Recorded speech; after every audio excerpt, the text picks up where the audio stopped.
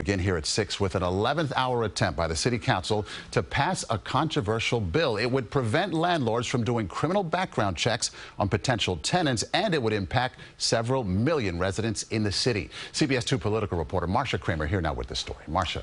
Well, Maurice, landlord groups are in an uproar tonight, charging that the safety of millions of tenants is on the line if the lame duck mayor and the lame duck city council ram through a bill that prevents them from checking the criminal histories of people before they allow them to move into their buildings.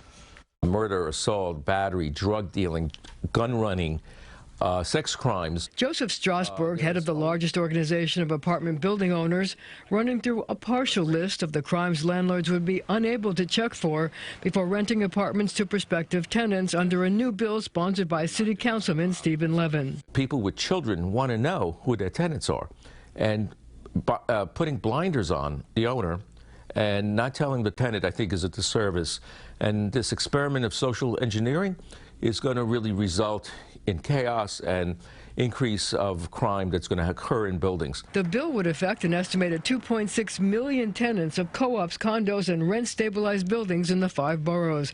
It would not affect the more than 500,000 people who live in 335 NYCHA developments. Here we are seeing all the crime on the subways, and this legislation is going to open the door of bringing some of that crime into apartment buildings. Councilman Levin disagrees, saying his bill will be a game changer. Safe and stable housing is a right every New Yorker deserves, yet conviction records continue to be used to punish and discriminate against people long after they have left the criminal legal system, Levin said in a statement.